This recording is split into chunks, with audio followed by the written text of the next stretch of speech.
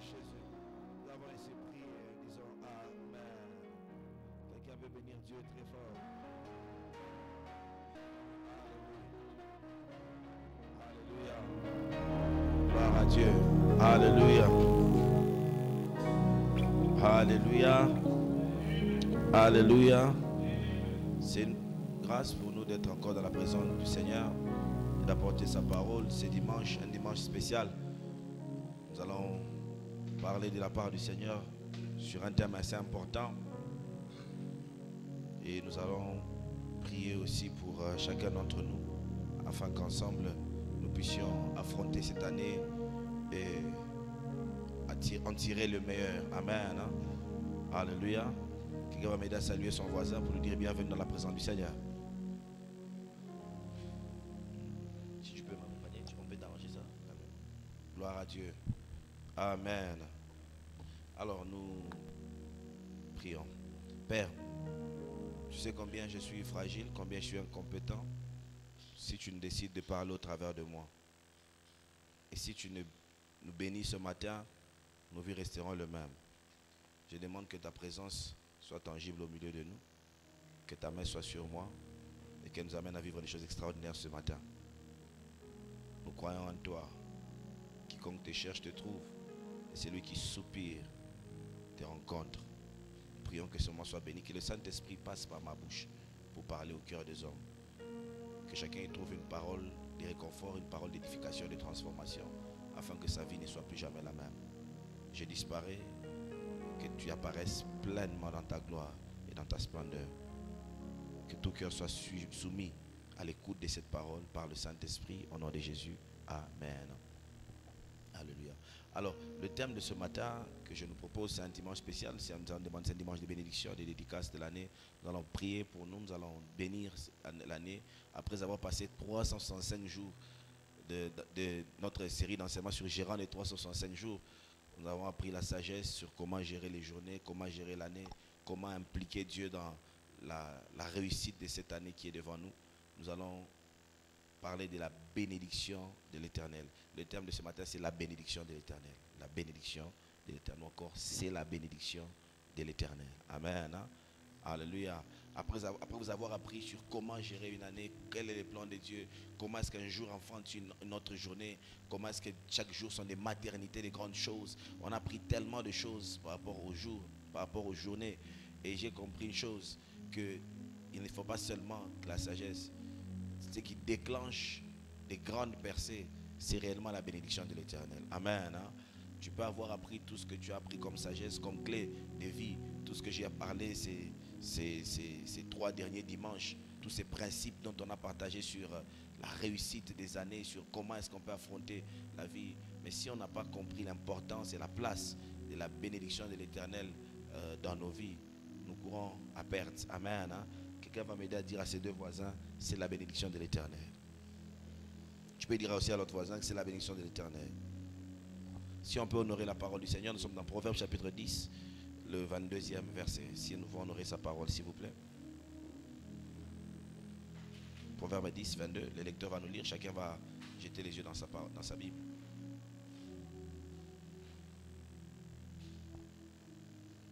Proverbes chapitre 10, le 22e verset. 22e verset, nous lisons la parole de Dieu. C'est la bénédiction de l'Éternel qui enrichit, et il ne la fait suivre d'aucun chagrin. Amen. Merci. Merci, on peut s'asseoir s'il vous plaît. Alors, le thème, que Dieu vous bénisse, le thème c'est la bénédiction de l'Éternel. Je crois que celui qui a écrit le proverbe arrive à conclure un discours. Il veut dire quelque chose de profond. Certainement, peut-être, certaines personnes s'est posé certaines questions pour savoir pourquoi est-ce que certaines vies ou bien certaines personnes ont des réalités différentes. Pourquoi certaines personnes vivent certaines faveurs. Pourquoi certaines personnes vivent une certaine quiétude, une certaine paix dans leur manière de faire les choses. Et l'auteur est en train de donner une réponse à beaucoup de gens. En fait, c'est la réponse aux questions que les gens vont se poser dans ta vie. Pourquoi est-ce que tu as tout ce que tu as? Amen. Pourquoi est-ce que tu vis tout ce que tu vas vivre en 2023? Pourquoi Dieu va te faire autant de bien? Et la seule réponse que tu auras pour eux, tu leur diras que c'est la bénédiction de l'Éternel. Amen. Hein? C'est l'Éternel qui a décidé de me bénir. Pourquoi est-ce que c'est seulement toi, pas les autres? Pourquoi c'est seulement ta maison? Pourquoi c'est seulement ta famille que le Seigneur visitera en cette saison? Tu leur diras tout simplement, c'est la bénédiction de l'Éternel. Et lorsque la bénédiction de l'Éternel vient, elle enrichit. Et elle n'a pas de conséquences négatives. Amen. Et nous allons voir tout ça aujourd'hui. Mais j'aimerais seulement attirer l'Église à une attention très particulière sur la bénédiction de l'Éternel. Vous voyez, de plus en plus, nous développons une attitude négative à la bénédiction. Amen. Hein? De plus en plus, le chrétien, en ayant un extrémisme très prononcé, beaucoup de chrétiens commencent à avoir une attitude négative à la bénédiction. Or, le Dieu de la Bible, c'est le Dieu de la bénédiction. Amen. Hein? Lorsque vous lisez la Bible, il y a beaucoup de versets, il y a beaucoup d'écritures qui parlent de la bénédiction. Le Dieu de la Bible, c'est le Dieu qui bénit. Tu ne peux pas parler de Dieu et ne peux pas parler de la bénédiction. Amen. Hein? Le Dieu de la Bible, c'est un Dieu qui bénit. Et de plus en plus, les gens commencent à dire, moi j'aime plus la sanctification, moi j'aime plus la consécration, j'aime plus la mission. Toutes ces choses sont très très bonnes. Mais il ne faut pas aimer seulement ce que toi tu aimes. Dieu est intégral, la Bible, l'évangile est holistique. Amen. Hein? Et dans toutes ces choses, il y a aussi la bénédiction de l'Éternel que beaucoup des enfants de Dieu ont appris, ont grandi en négligeant, ont grandi en méprisant. Alléluia. Et qui rattrape beaucoup dans la grandeur. Et certaines personnes commencent à développer des voies tordues pour accéder à cette bénédiction qu'ils ne veulent pas de manière ouverte. Amen. Hein? Et pourquoi je vais parler de ce terme en début d'année? Parce qu'en lisant la Bible, j'ai compris l'une des choses qui faisait d'Israël un peuple particulier, c'est parce que Israël était un peuple béni de Dieu. Amen. Hein? La seule chose qui fait qu'Israël soit différent de tous les peuples, c'est tout simplement parce que la bénédiction de l'Éternel repose sur ces peuples. Donc la bénédiction de l'Éternel sur Israël a rendu Israël un peuple mystérieux, un peuple exceptionnel et extraordinaire. Et j'ai une bonne nouvelle pour quelqu'un. La même bénédiction sera sur ta vie au nom de Jésus. D'autres termes, nous qui sommes enfants de Dieu, nous avons droit à cette portion de bénédiction et même plus, parce que Jésus-Christ est l'accomplissement de la loi et de toutes les promesses de Dieu. Alléluia. Amen. Ce qui rendait Israël un peuple mystérieux, c'est à cause de la bénédiction. Tout simplement ça. Dieu a béni Israël, tout simplement ça. Et Israël a commencé à faire des choses extraordinaires. Et jusqu'à aujourd'hui, lorsque vous regardez dans la vie, les plus grands scientifiques sont les Juifs. Disons le plus grand nombre de prix Nobel. En fait, un tout petit pays, un tout petit peuple, parmi les hommes les plus riches au monde, il y a les Juifs.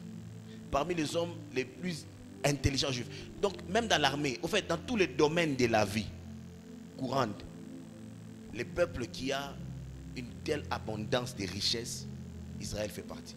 Amen. Comment est-ce qu'un tout petit peuple, un tout petit territoire qui regorge de très grandes bénédictions et qui fait peur à des grandes nations? Amen. Hein? J'ai envie de dire à quelqu'un, lorsque tu comprendras la bénédiction de l'Éternel, tu seras petit mais très dangereux. Alléluia. Tu seras petit et très mystérieux parce que Dieu fera des grandes choses dans ta vie. Alors, quelles sont les choses à savoir sur la bénédiction? Parce que c'est important, les choses que nous devons savoir sur la bénédiction. La bénédiction n'est pas une mauvaise chose. Amen. Hein? La bénédiction, c'est une très bonne chose. Dans Proverbe 10, 22, nous avons dit, c'est la bénédiction de l'Éternel qui enrichit. Une des choses que tu dois savoir sur la bénédiction, c'est que la bénédiction de Dieu rend riche. Un enfant de Dieu ne recherche pas nécessairement les richesses. Il recherche la bénédiction. C'est lorsqu'il est béni que les richesses là l'accompagnent. Amen. Hein? Lorsqu'Israël a été béni, Abraham a été béni par l'Éternel. Vous savez comment est-ce qu'Abraham est parti en pèlerinage? Dieu lui a dit, va, quitte la maison de ton père, va dans le pays, je te montrerai. On a dit que Dieu lui a donné quelque chose. Mais d'habitude, c'est Dieu l'est béni. Et Dieu a déclaré qu'il serait sur bénédiction. Et lorsque vous suivrez la suite, les nations venaient donner des choses à Abraham. Abraham est entré en Égypte, il est rentré avec des possessions. Israël est entré en Égypte, esclave, il est resté esclave, il a quitté avec les richesses. Au fait, la bénédiction déclenche la richesse dans la vie de quelqu'un. Amen. Hein? Et aujourd'hui, c'est très important que nous puissions comprendre qu'est-ce que la bénédiction réellement. La bénédiction, ce n'est pas nécessairement avoir des voitures, non. Mais avoir la bénédiction de Dieu peut attirer des voitures et des maisons dans nos vies. Peut attirer des grandes opportunités de destinée. La bénédiction enrichit. Amen. Hein? J'aimerais dire à ceux qui sont en train de courir derrière la richesse et l'argent. Proverbe dit ceci, l'argent ici que vous voyez prend des ailes. L'argent fouille. Quand tu cours derrière l'argent, plus tu le suis, plus il te fouille. Mais quiconque a la bénédiction de Dieu, la richesse le suit. Alléluia. Est-ce qu'on est ensemble? Et une des choses à savoir sur la bénédiction, de l'Éternel, c'est que la bénédiction de l'Éternel, il y a aussi une autre chose. Il y a le contraire de la bénédiction de Dieu. Certaines personnes sont bénies, mais ne sont pas bénies de l'Éternel. Est-ce qu'on est ensemble, hein? Parce que quand on arrive à dire c'est la bénédiction de l'Éternel qui enrichit, c'est qu'il y a aussi d'autres bénédictions qui peuvent enrichir, mais dont les conséquences sont dangereuses. Amen. Hein? C'est la bénédiction de l'Éternel. Lorsque que l'Éternel t'enrichit, il y a zéro conséquence. C'est un produit qui n'a pas des effets négatifs. Alléluia. Tandis qu'il y a certaines bénédictions qui peuvent enrichir, mais qui ont beaucoup des effets négatifs. Alléluia. Il y a beaucoup de gens qui ont des richesses, mais qui ont peut-être des enfants mongols. D'autres personnes qui ont beaucoup de richesses, mais qui vivent une vie, la nuit il ne peut pas dormir, il doit vivre que la journée. En fait, il a une vie qui ne peut pas s'expliquer. Alléluia. Certaines personnes, ils ont la richesse, mais ils ne sont pas bénis du tout. Parce que vous sentez les malheurs. Quand ils te voient, ils t'envient. Tout simplement parce que tu as la paix. Alléluia. Ils ont un grand chagrin. Il y a des gens qui ont vendu beaucoup de choses pour avoir ce qu'ils ont. Alléluia. Amen, amen. Il y a des gens qui ont vendu leur corps. Certaines personnes ont vendu les âmes. Certaines personnes ont vendu les enfants. D'autres personnes ont vendu leur destin. Certaines personnes même hypothèquent ce qu'on appelle leur étoile. Ils sont prêts à prendre un moment de la vie pour s'enrichir, pourvu qu'il ait ce qu'il cherche. Et après, on s'en fout. Moi, j'aimerais dire à quelqu'un, la bénédiction de l'Éternel, c'est une bénédiction qui enrichit, qui n'a pas de conséquences. Amen. Hein? Il est possible que tu t'enrichisses, mais rassure-toi que tu t'enrichisses selon l'Éternel. Alléluia. Si on est ensemble, tu me donnes un bon amen. Alléluia. Deuxième lecture, deuxième chose, on va lire Genèse 28, 15. Genèse 28, 15. Des choses à savoir sur la bénédiction. Donc, premièrement, c'est que la bénédiction enrichit. La bénédiction de l'Éternel n'a pas de conséquences. Troisième, il y a une autre bénédiction qui n'est pas la bénédiction de l'Éternel. Alléluia. Amen. Hein? Donc, toute personne qui est riche et qui n'est pas nécessairement bénie de Dieu. Alléluia. Souvenez-vous, Satan lui m'a dit à Jésus, tu peux fléchir devant moi et je donnerai les richesses des nations. Donc, il y a des gens qui ont des cultes au monde, cultes au diable, des compromissions pour avoir des grandes richesses. Alléluia. Gloire à Dieu. Genèse 28, 15. Genèse chapitre 28, le verset 15. La Bible déclare, voici, je suis avec toi. Tu es sûr? Genèse 28, 15. Oui. Je suis avec toi, je te garderai partout où tu iras. Attends, je vais me retrouver d'abord parce que...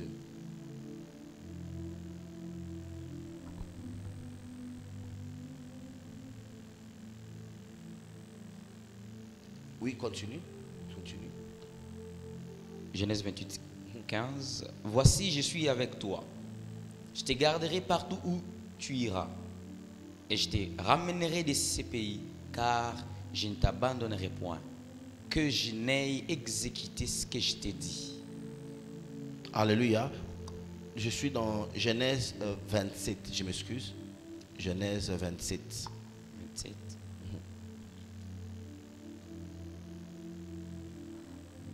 Genèse 27.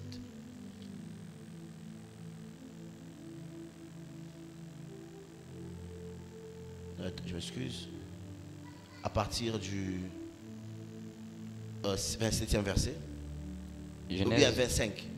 Genèse 27, 25. La parole de Dieu déclare, Isaac dit, serre-moi et que je mange du gibier de mon fils, afin que mon âme te bénisse. Jacob le servit et il mangea, il lui apporta aussi du vin et il but. Alors Isaac, son père, lui dit, approche donc et baise-moi, mon fils. Jacob s'approcha et les baisa. Isaac sentit l'odeur de ses vêtements, puis il les bénit et dit, voici l'odeur de mon fils est comme l'odeur d'un champ que l'Éternel a béni. Tu peux sauter, tu peux lire les versets 32, à partir du verset 32. Verset 32. Isaac, son père, lui dit, qui es-tu? Et il répondit, je suis ton fils aîné, Ésaü. Continue. Isaac fut saisi d'une violente émotion. Et il dit, qui est donc celui qui a chassé du gibier et me l'a apporté? J'ai mangé de tout avant que tu ne vinsses et je l'ai béni. Aussi sera-t-il béni. Continue. Lorsque Ésaü entendit les paroles de son père, il poussa des forts cris, pleins d'amertume. Et il dit à son père, bénis-moi aussi, mon père. Amen. Continue. Isaac dit, ton frère est venu avec ruse et il a enlevé ta bénédiction. Ésaü dit, est-ce parce qu'on l'a appelé du nom de Jacob qu'il m'a supplanté 2 fois? Il a enlevé mon droit d'aînesse et voici maintenant qu'il vient d'enlever ma bénédiction. Et il dit, n'as-tu point réservé des bénédictions pour moi? Amen. Hein? Il dit, n'as-tu pas... En fait, si vous avez remarqué, c'est quoi? Dans la culture juive, ou bien dans la culture même biblique, la bénédiction était quelque chose que les gens désiraient.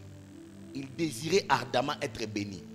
Et tu vas voir que lorsque la mère de ses enfants, la femme d'Isaac a compris que son père devait partir et qu'il y avait une bénédiction attachée à cela, il a dit à son fils Jacob, il dit, fais quelque chose pour ton père qui te bénisse. Isaïe est parti se battre, trouver un gibier pour qu'il soit béni. Il arrive en retard, son père a déjà béni son frère. Et puis, il s'exclame, il dit, n'y a-t-il pas un peu de bénédiction qui soit restée pour moi? Vous savez, c'était les gens de notre génération qui se passerait. Lorsqu'on te dit que, au fait, tu es arrivé en retard, il n'y a pas de bénédiction. Aujourd'hui, les gens s'en foutent. Ils disent, ça ne fait rien, c'est pas grave. Amen. Là-dessus de beaucoup de gens. Les gens ne recherchent plus la bénédiction comme avant. Ils ne désirent plus que Dieu les bénisse. En fait, ils ne crient plus après la bénédiction de Dieu. Les gens peuvent substituer la bénédiction de Dieu. Ils se disent, c'est pas grave. Si ça ne peut pas marcher avec Dieu, ça peut marcher avec ma propre force. J'aimerais dire à quelqu'un, nos efforts sont vanité. Amen. Hein? Et il ne faut pas tomber dans la génération des gens qui méprisent la bénédiction. Les gens qui méprisent la bénédiction, c'est les gens qui méprisent l'autorité. Nous sommes dans une génération des gens qui ne comprennent plus l'importance de la bénédiction. Quand ils arrivent en retard ou bien les enjeux de la bénédiction tournent contre eux, beaucoup de gens choisissent un autre chemin que celui de la bénédiction. Mais nous allons comprendre que la bénédiction est quelque chose qui s'est désiré au plus profond de leur cœur. Il ne désirait pas la richesse, il n'a pas dit Père, laisse-moi tes maisons. Non, il dit Père, bénis-moi. N'y a-t-il pas un peu de bénédiction? Et vous allez comprendre dans ce texte que la bénédiction était un souhait, un désir de voir de bonnes choses arriver à ses enfants. Amen. Hein? Est-ce que je parle à quelqu'un? Est-ce qu'on est ensemble? Aujourd'hui, beaucoup de gens ne désirent plus que les gens leur parlent en bien. Combien de personnes avec qui tu as de mauvaises relations? Combien de coups bas tu as fait aux gens? Des gens qui sont en position d'autorité, mais pour qui tu ne désires aucune bénédiction. Alléluia. Combien de choses que tu as fait et dans ton cœur tu dis je m'en fous, ça marchera. Crois-moi, la terre a été créée par l'Éternel et ces lois ont existé avant que tu ne sois. Alléluia. Quiconque n'apprend pas à désirer la bénédiction, la bénédiction c'est simplement le fait qu'on dise va loin dans la vie. C'est seulement ça, tu iras loin. En fait, où on a un désir de te voir prospérer, on te dit seulement tu ne tomberas jamais malade. C'est une bénédiction. Amen. Hein? Et quelqu'un peut te regarder, tu lui fais tellement du bien. Il dit que les hommes travaillent pour toi. Alléluia. C'est ça la bénédiction. Mais nous sommes dans une génération où les gens n'ont pas la culture d'aimer, de désirer la bénédiction. Et c'est triste parce qu'on voit comment les gens se comportent. Les gens s'en foutent. Les gens font du mal. Et quelles sont les paroles que les gens disent sur ta vie? Sont-ils des souhaits de grandeur, des souhaits de bénédiction ou encore des souhaits de conflit, bien des souhaits de destruction? Et tu te dis quoi? Peu importe ce qu'ils pensent, je prierai et ça va changer. Vas-y, prie encore. Si c'était le cas, Esaïe était le plus fort, non? Très courageux. Il pouvait faire autrement. Mais Esaïe a dit, Père, y a-t-il pas même un peu? Est-ce que Jacob a tout pris? S'il y a même un peu, donne-le-moi. Alléluia. Aide-moi à dire à ton voisin, apprends à désirer la bénédiction. Nous sommes la génération des gens qui n'ont rien. On brise tous les principes et il y a beaucoup de gens sur leur tête. Tu as des mauvaises paroles des parents, tu as des mauvaises paroles de tes responsables spirituels, tu as des mauvaises paroles des personnes établies sur ta vie. Aucun principe spirituel qui déclenche la bénédiction que tu obéis. En fait, tu bafoues tous les protocoles divins de bénédiction. Et tu t'attends faire face à Dieu sur sa monde, sa terre et réussir quand même. Aide-moi à dire à ton voisin, quel choc. Ah, ça c'est un choc. Et nous vivons dans une église, en fait, une génération où les gens méprisent la bénédiction. Il y a des principes qui attirent la bénédiction dans chaque domaine de notre vie. Alléluia. Alléluia. Alléluia. Et tu dois apprendre comme Isaïe. Y a-t-il pas un peu? Qu'est-ce que vous gardez pour moi, Seigneur? Donne-moi un peu de bénédiction. Donne-moi un peu de ta faveur. Je désire ta bénédiction. Je désire cette bénédiction. Une autre chose à savoir, nous sommes dans Nombre 23, le 8e verset. Nombre, chapitre 23. Je vous enseigne, ce sont des choses à savoir sur la bénédiction. Il y a des gens qui ne désirent pas la bénédiction.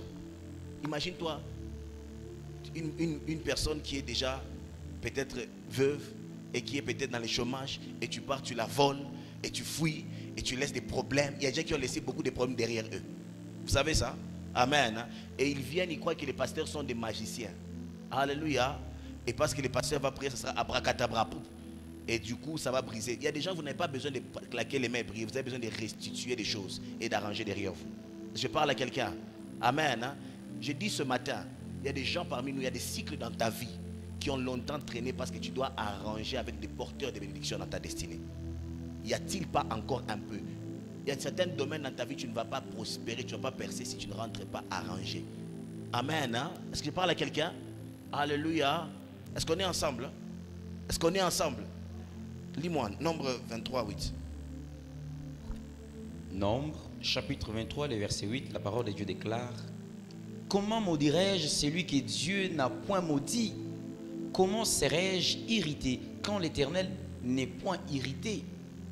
Ok, en d'autres termes, il dit, celui que Dieu a béni, comment est-ce que moi je peux les maudire? Une des choses à savoir sur la bénédiction, c'est que là où la bénédiction vient, elle combat elle-même la malédiction.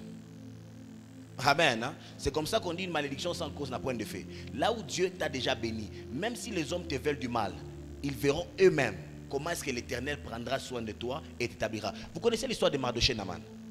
En fait, Naman était très jaloux de voir qu'il y avait un peuple bizarre qui commençait à envahir son territoire et qui devenait béni et riche. Et il ne comprenait pas, et inconsciemment, il ne savait pas que le Dieu qui bénit ce peuple avait déjà élevé l'une des personnes à la plus haute fonction à côté du roi. Et Naman dit, d'accord, je vais prouver à ces peuples. En fait, le grand problème de Naman, c'est parce qu'il a défié la bénédiction de Dieu sur Israël. Il a dit, c'est à cause de leur Dieu. Alors, je ferai signer un décret, je vais en finir avec eux.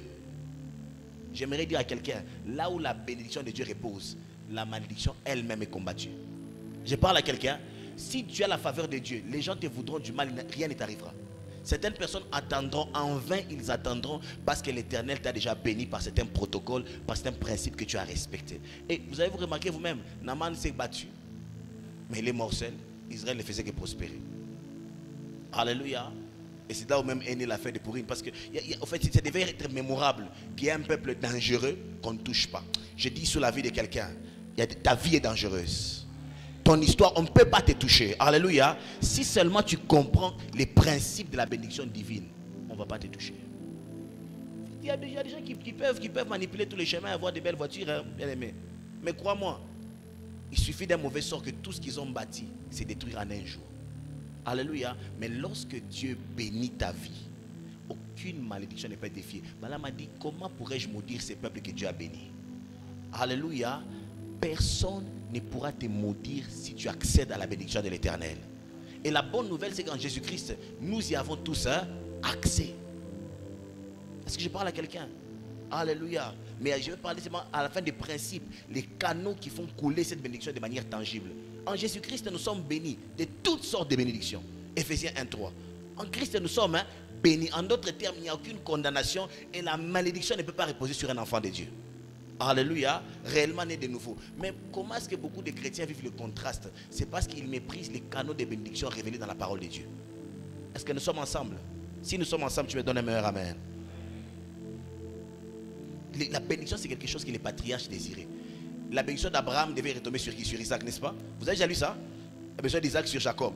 En fait, ça partait de génération en génération. Et c'est écrit même, Dieu, il est bénissait des générations. Ce sont des gens qui désiraient être bénis. C'est un peuple qui voulait être béni. Aujourd'hui, nous vivons dans des églises où les gens ne veulent pas être bénis. Au fait, quand on lui parle de bénédiction, c'est comme si le diable est tellement ancré dans nos cœurs qu'on trouve que la bénédiction est l'opposé de Dieu. Alléluia. Bien aimé, Dieu quand il vient dans la vie de quelqu'un, il vient pour bénir. Alléluia. Dieu quand il vient dans ta vie, il ne vient pas laisser ta vie comme ça. J'aimerais te dire, Dieu est venu bénir ta vie. Et cette année, tu dois désirer cette bénédiction. Tu dois la vivre. Tu dois triompher dans la bénédiction de Dieu au nom de Jésus. Alléluia.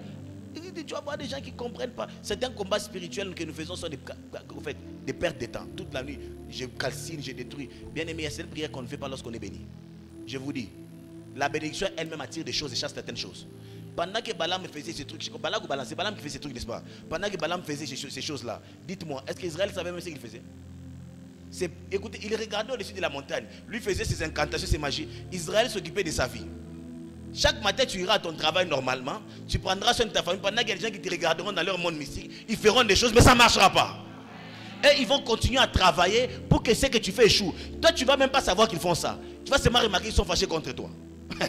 Et tu vas demander pourquoi est-ce que vous êtes fâchés, qu'est-ce que je vous ai fait? Moi je vous salue tous les jours. Le grand problème c'est que ce qu'ils essayaient de faire n'a pas marché. J'aimerais dire à quelqu'un, la bénédiction de l'Éternel elle-même combat pour nos vies.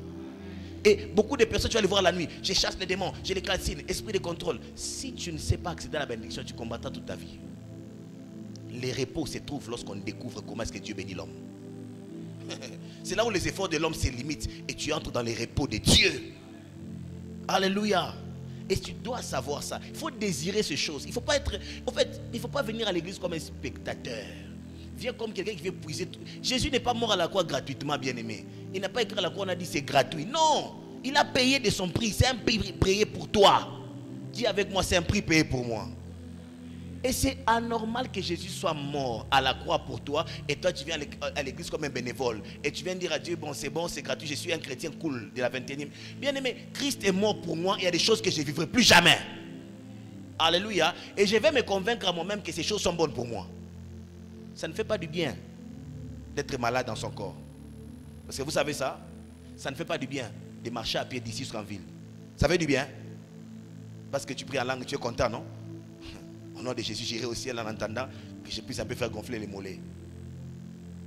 Il y a beaucoup de choses. Ça ne fait pas du bien que d'être chaud, mais ça ne fait pas du bien que d'aller pas aller à l'école. Il y a des choses que le diable nous prive par ignorance. Mon peuple périt quoi? Parce qu'il lui manque la connaissance. La révélation, la connaissance amène un esprit de révolte et d'engagement.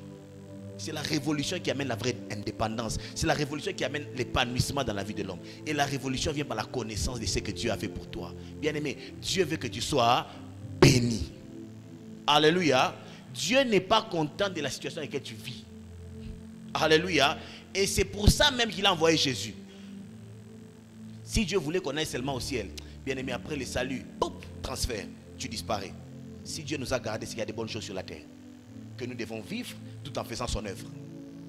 Tu dois être béni au nom de Jésus. Tu dois être béni au nom de Jésus. Alléluia. Et c'est quelque chose qu'on désire. On va lire encore Deutéronome 16, 17. Deutéronome 16, 17. Deutéronome chapitre 16, le verset 17, la parole de Dieu déclare: chacun donnera ce qu'il pourra, selon les bénédictions que l'Éternel, ton Dieu, lui aura accordées. Une chose que j'ai compris par rapport à la bénédiction, c'est que la bénédiction de Dieu vient changer notre manière de donner à Dieu. Tu me donnes un mot amen. Toute personne qui a reçu une bénédiction de Dieu, qui n'arrive pas à upgrade, en anglais, en français on dit, à améliorer sa manière de s'investir dans l'œuvre de Dieu et dans les avancements des intérêts de Dieu, n'a pas compris le but de la bénédiction de Dieu. Amen. Hein? Lorsque tu n'avais encore rien, Dieu comptait sur les miettes que tu avais. Lorsque Dieu te bénit, il attend que ce que tu vas donner soit proportionnel à la bénédiction que tu as reçue. Tu me donnes un bon amen. Mais vous savez la mentalité de beaucoup de gens, Dieu change ton statut, toi tu ne changes pas ton donné. Et Dieu te ramène à l'ancien statut parce que dans ta tête tu n'as pas augmenté. On demande beaucoup à celui qui en a suffisamment. Et quand tu vois que la demande de Dieu devient grande sur ta vie, sache que les données de Dieu deviennent aussi grandes. Amen. Hein? Est-ce que j'ai parlé à quelqu'un? Est-ce que j'ai parlé à quelqu'un? J'aimerais dire que c'est question de mentalité. C'est question de mentalité. Ceux qui donnent beaucoup n'ont pas nécessairement beaucoup. Mais ils ont compris que mon statut a changé. J'étais élève, maintenant je suis travailleur. Je suis étudiant. Un étudiant n'offre pas comme un élève. Parce qu'il a plus d'opportunités de faire entrer quelque chose. Et un travailleur n'offre pas comme un étudiant. En fait, il a dit, ton donné doit être proportionnel à la bénédiction de l'Éternel. C'est comme ça que vous maintenez, vous restez et vous grandissez avec Dieu. Il y a des gens que Dieu avait changé ton statut. Toi, tu n'as pas changé ton donné. Dieu t'a ramené dans ton ancien statut parce que rien n'avait changé. Et là, tu es content mais frustré. Tu n'avais pas compris les secrets. Celui qui arrose sera arrosé. Et on donnera à celui qui donne la même mesure, secouée même, serrée. Et c'est un principe biblique bien aimé. Alléluia. C'est de l'intelligence spirituelle que je vous donne.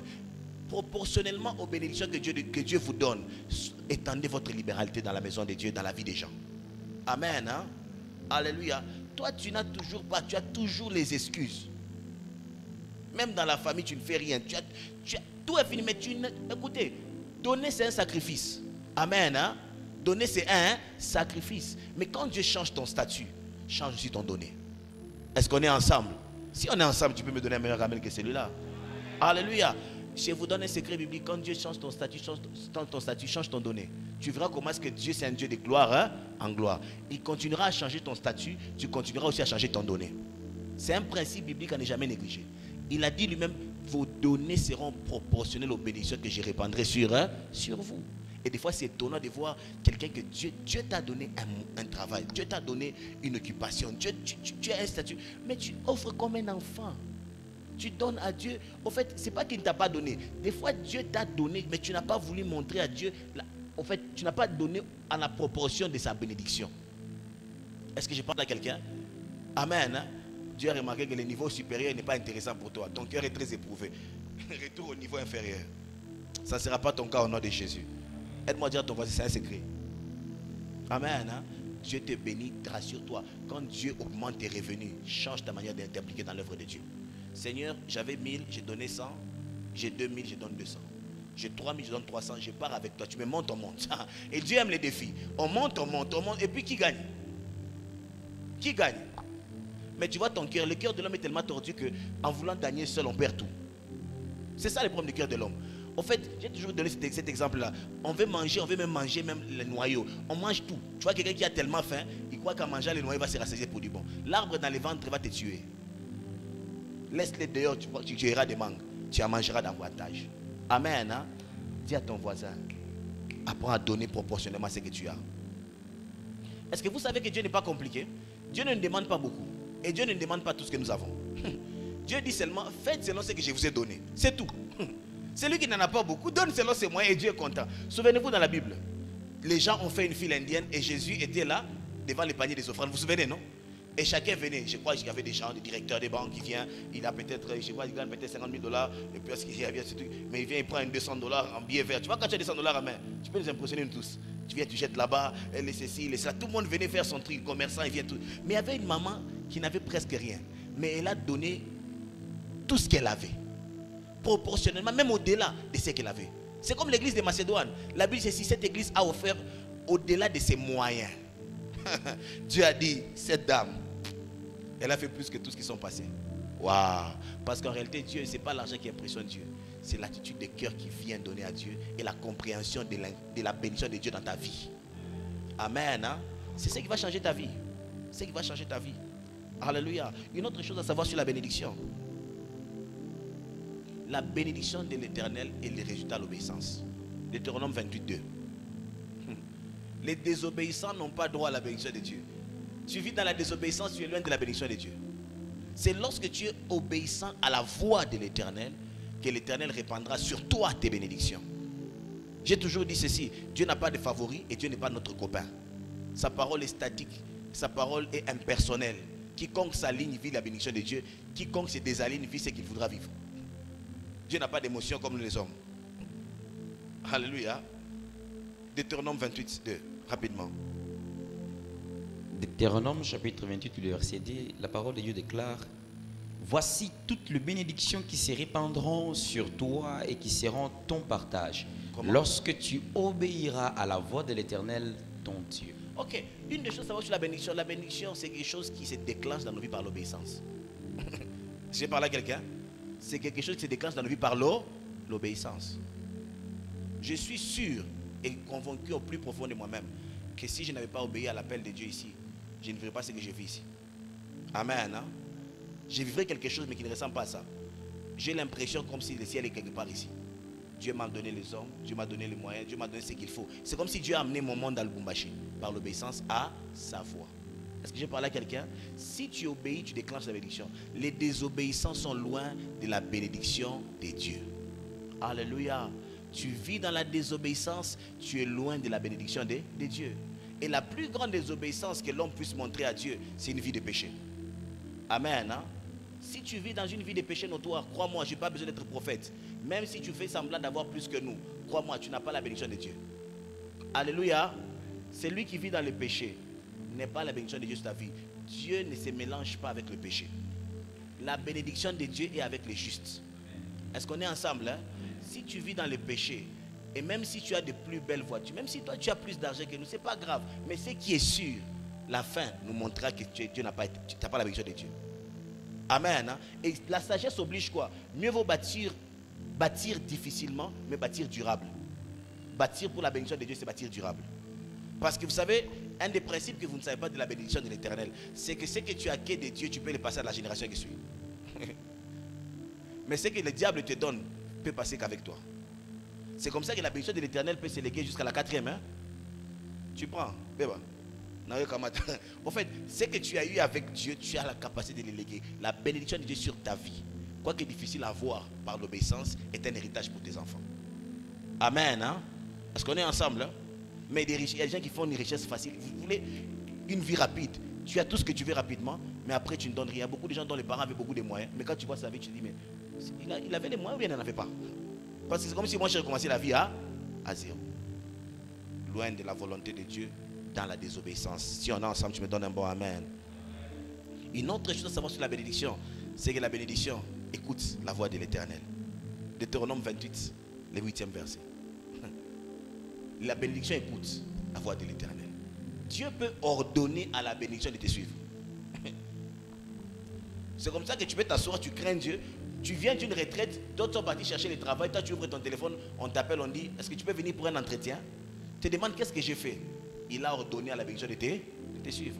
Tout le monde est en train de se pavaner dans la ville. Ici, tu vas les voir en ville à Orange, des filles qui sont en train de se mettre dans des coins pour chercher qu'on leur dit je t'aime et je vais te marier. Mais tu es occupé dans la maison de Dieu, oublié de tous. Mais là même, quelqu'un te voit, tu as toujours été dans ces quartiers, tu dis j'habite toujours ici, je t'ai jamais vu. Est-ce qu'on ne peut pas aller plus loin? Alléluia. Est-ce qu'on ne peut pas faire vie ensemble? Parce que la bénédiction de Dieu, en fait, elle écoute la voix de Dieu. Amen. Hein? Tu peux être là, tu te réveilles, quelqu'un t'appelle, dit j'ai un deal. Quel deal? Est-ce que tu peux m'aider seulement à déposer ça et puis je vais te donner ça? Tu te réveilles comme ça, tu fais seulement une course de 30 minutes, tu rentres avec un petit $300 à la maison et tu es content parce que Dieu a ordonné à la bénédiction de te suivre. Tu peux me dire ça, Deutéronome 28:8. Deutéronome 28:8, la parole de Dieu déclare: l'Éternel ordonnera à la bénédiction d'être avec toi dans tes greniers et dans toutes tes entreprises. Il te bénira dans les pays que l'Éternel ton Dieu te donne. Amen. Hein? Écoute, la bénédiction écoute la voix de Dieu. Amen. Hein? Et je prie dans la vie de quelqu'un que ce qui est à toi écoute la voix de Dieu. Bien aimé, si vous comprenez dans la vie, les efforts de l'homme ne sont que vanité. Les efforts de l'homme ne sont que vanité. L'Éternel ordonne à la bénédiction, dit suis-le. Mariage, c'est ton temps, vas-y. Travail, c'est ton temps, vas-y. Bonne santé, c'est ton temps, vas-y. Et puis tu remarques, tu ne comprends pas. Tout concourt à ton bien. Parce que Dieu a parlé à la bénédiction de te suivre. La bénédiction écoute la voix de Dieu. Des fois, nous nous battons inutilement dans la vie. Il dit ceci: en vain vous dormez tard et vous mangez le pain de la douleur. L'Éternel en donne autant à ses bien-aimés pendant qu'il dort. Ah Seigneur, dors, non boss. Et puis on a la même chose, oui, parce que moi j'ai parlé. Dieu, quand il parle, il envoie des choses dans ta vie. Amen. Hein? Nous devons apprendre à nous battre moins, mais à déclencher la faveur et la bénédiction de Dieu sur ta vie. La bénédiction, c'est cette faveur de Dieu. Tu rends le cœur de Dieu tellement joyeux que Dieu décide de te faire du bien. Alléluia. Est-ce qu'on est ensemble? La dernière des choses que vous devez savoir sur la bénédiction en ce qui concerne notre enseignement, c'est dans Genèse 49:28. Ah, que Dieu ordonne la bénédiction de suivre la vie de quelqu'un ici. Je disais que Dieu ordonne à la bénédiction de suivre la vie de quelqu'un ici. Non, je disais que Dieu ordonne à la bénédiction de suivre la famille de quelqu'un ici. Peut-être que tu as été longtemps oublié, mais lorsque Dieu parle, les choses écoutent. Que Dieu ordonne, que Dieu ordonne. Il y a des choses qui devront te suivre cette année au nom de Jésus. Bien-aimé, je me suis tenu devant la face de Dieu cette nuit. Et tout ce que j'ai demandé à Dieu, Seigneur, je n'ai pas besoin que les gens tombent sous l'onction de Dieu. Je n'ai pas besoin que les choses... J'ai demandé à Dieu une chose, que nos progrès soient évidents. Au fait, que ceux qui étaient vraiment chômeurs trouvent vraiment du travail. Que ceux qui étaient vraiment célibataires, qui trouvent vraiment un mari, qui trouvent vraiment une femme. Au fait, que ceux qui étaient vraiment malades sont vraiment guéris. C'est ça que j'ai demandé à Dieu cette année. Que vraiment la bénédiction de Dieu nous accompagne. Que l'aide de Dieu se... Au fait, on n'a pas besoin du spectacle. Imaginez-vous, on doit vivre longtemps ensemble. Et tous les parcours qu'on vivra ensemble. Je suis encore un jeune pasteur, donc je vous ai encore pour 50 ans, 60 ans ensemble. Amen. Et imaginez-vous, après 60 ans, nous sommes frustrés. Tous les jours, vous venez tomber, vous rêvez, on chante, on crie. Et rien ne se passe dans vos vies. J'ai demandé à Dieu des vraies choses. On fait des choses qui t'accompagnent et ta vie change chaque jour. Chaque jour, on célèbre des nouveaux travaux, des entreprises qui se créent. Vous atteignez des proportions extraordinaires, des carrières incroyables. C'est ce que j'ai demandé à Dieu. Et je sais que Dieu parle et la bénédiction a des oreilles pour écouter. Il a dit, j'ordonnerai moi-même. Je prie dans le nom de Jésus que ce qui manque dans ta vie pour que ta joie soit parfaite, que l'Éternel te l'accorde au nom de Jésus. Que ce qu'il y a dans les... Écoutez, moi je ne suis pas Dieu. Dieu est sur son trône. Mais il a dit qu'il connaît les désirs qu'il a formés sur chacun. Il a des projets pour chacun d'entre nous. Projets de bonheur et non de malheur. Que l'Éternel ordonne au bonheur de suivre nos familles au nom de Jésus. Que l'Éternel ordonne au bonheur de suivre nos familles au nom de Jésus. Tes projets, tes entreprises, tes points de prière, que l'Éternel te fasse du bien au nom de Jésus. C'est ma prière cette année. Bien-aimé, je vais tout simplement que chaque jour, chaque dimanche, on commence à témoigner. J'ai eu ça, Dieu m'a fait ça, et puis chacun est fidèle dans ses programmes. On évolue comme ça. On n'a pas le temps d'impressionner les gens. On a le temps d'être concret avec Dieu. Où on voit réellement que même les gens peuvent regarder, ce peuple est béni de Dieu. Quand quelqu'un vient dans cette église, ils nous ont vu comment on a commencé, comme les faibles commencements. Ils voient aussi ce que nous devenons. Ils disent seulement, apparemment Dieu habite quelque part dans cette église. J'ai dit, Dieu habite quelque part dans la vie de quelqu'un. Dieu habite quelque part dans la vie de quelqu'un. Et la bénédiction entendra la voix de l'Éternel. S'il vous plaît, asseyez-vous. Genèse 49, le verset 28. Genèse chapitre 49, le verset 28. La Bible dit, ce sont là tous ceux qui forment les 12 tribus d'Israël. Et c'est là ce que leur dit leur père. En les bénissant, il les bénit chacun selon sa bénédiction. Ça j'ai aimé. Il dit, il les bénit chacun selon ça. C'est inutile d'être jaloux. Inutile de te comparer avec quelqu'un d'autre. Au fait, Dieu bénit chacun selon sa bénédiction. En d'autres termes, chacun a un parcours différent dans la vie. Et ceux qui ont des cœurs jaloux n'ont jamais rien compris. Et quand ton cœur est lourd, c'est que tu ne comprends pas. Dieu bénira chacun selon sa bénédiction. C'est comme ça que ce que tu vois chez l'autre te montre seulement que Dieu travaille encore. Mais Dieu ne refera pas nécessairement la même chose chez toi. Et beaucoup de gens, ce qui leur fait mal, c'est quoi? C'est parce que tu crois que Dieu fera la même chose chez l'autre. On peut être béni, mais différemment.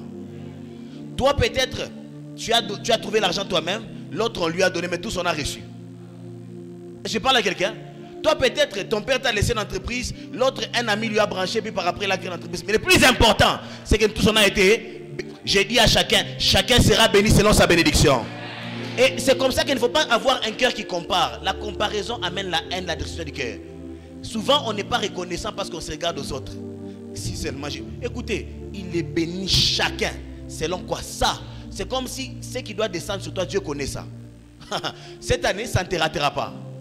J'ai dit à quelqu'un, cette année, ça ne te ratera pas au nom de Jésus. Toutes les filles du monde ne sont pas tes femmes. Mais dans toutes ces filles, à ta femme. Ça ne te ratera pas au nom de Jésus. En fait, toutes les entreprises du monde, ce n'est pas ton lieu de travail. Mais ce qui est sûr, là où ton nom est appelé, cette année, tu entendras un appel au nom de Jésus. Parce que c'est selon ta bénédiction. C'est comme ça, une des choses que tu dois apprendre. N'essaye pas de te comparer aux gens, tu vas souffrir pour rien. Quand tu vois quelqu'un témoigner, dis-toi alors, ça marche encore au ciel, Dieu est encore sur son trône. Quand les gens témoignent, célébrer, ça montre que moi, je serais malheureux de voir que Dieu ne fait plus rien. Mais si Dieu a fait quelque chose dans les voisins, quelqu'un a dit c'est qu'il est dans les voisinages. Quelque part, un moment, il fera quelque chose pour moi. Mais beaucoup de chrétiens n'arrivent pas à célébrer. Bien aimé, je parle à mes amis avec qui nous passons des moments difficiles, où tu vois que la vie est dure, tu n'as pas d'argent, tu vis des moments difficiles. En fait, tout est dur. Et tu te demandes est-ce que Dieu est là. Mais lorsque tu viens, tu entends dire que Dieu m'a donné un travail, dis-toi, ok, mon tour arrive. Parce que Dieu a déjà commencé à agir. Ce qui fait du bien, c'est qu'au moins il agit. Aide-moi à dire à ton voisin, au moins il agit. Même s'il n'a pas encore agi à ma faveur, au moins il agit encore. Ce qui est sûr, j'invoquerai aussi l'Éternel et mon Dieu m'exaucera, il agira aussi à ma faveur. Quand j'entends les témoignages des gens, quand je vois les gens que Dieu a bénis, des fois j'observais des grands hommes de Dieu, j'ai vu les pasteurs, j'ai dit Seigneur, tu agis encore, propulse-les davantage parce que je sais que tu es quelque part aussi. Alléluia. Dis à quelqu'un, ta bénédiction te connaît. C'est pas moi, c'est dans la Bible. Hein? Il bénit chacun selon ça. Lévi ne devait pas ressembler à Siméon. Siméon ne devait pas ressembler à Judas. Chacun avait sa bénédiction. Nous pouvons être du même ventre, dans la même église, mais on n'a pas la même bénédiction. Certains travailleront pour des gens, auront d'argent. Certains créeront des entreprises. Mais ce qui est sûr, personne ne ratera sa bénédiction cette année. Ça, c'est ma prière. Il bénit chacun selon sa bénédiction. C'est comme ça que quand j'ai pris, Seigneur, merci d'avoir fait chez les voisins. Merci de l'avoir béni. Je suis content pour sa vie, Seigneur, qu'il prospère encore. N'y a-t-il pas un peu de bénédiction pour moi aussi? Selon tes plans de Dieu. J'ai une prière que j'ai fait souvent. J'ai dit, Seigneur, tout ce que tu fais pour tes enfants sur la terre, n'oublie pas aussi de faire aussi pour moi. Car j'ai fait partie du nombre. Tout ce que tu fais pour tes enfants sur la terre, ne m'oublie pas aussi. Je suis un enfant dans la maison. Alléluia. Il est banni tous, chacun selon sa bénédiction. Alléluia. Alléluia. Que Dieu guérisse ton cœur de la jalousie. Que Dieu te guérisse d'un esprit de précipitation. Sois calme. Ta bénédiction est là. Chacun aura sa part avec Dieu. Toi, sois seulement sensible. Suis Dieu. Maintenant, quels sont les canaux de bénédiction que Dieu utilise? Quelles sont les choses que Dieu utilise pour que tu vives ce que je viens de dire? Je suis content que tu aies cru à la parole prophétique, que ton cœur a été touché par la parole. Mais comment est-ce que Dieu fait que ce qui t'a béni, tu les vives? Quels sont les principes, mécanismes spirituels que Dieu a mis en place dans sa parole qui font que, frère, tu quittes de la malédiction à la bénédiction et que la bénédiction de Dieu sur ta vie combatte la malédiction? J'ai envie de dire à quelqu'un, ton histoire ne sera pas semblable à celle des membres de ta famille. Amen. Hein? Je ne sais pas, mais je suis convaincu dans mon cœur ce matin qu'il y a quelqu'un dans toutes les lois qui ont défié ta famille. La bénédiction de Dieu sur ta vie vont les défier au nom de Jésus. Je dis, la bénédiction de Dieu sur ta vie va défier toutes les lois de ta famille. J'ai bien dit toutes les lois. Toutes les lois. L'Éternel a parlé. Toutes les lois. Toutes les choses que les hommes sont ligués. Puisque Dieu te bénit, certaines lois seront défiées d'elles-mêmes parce que Dieu t'a béni. Dieu t'a béni. Quels sont les canaux de bénédiction que Dieu a mis pour que nous soyons bénis? Hébreux 11, 20.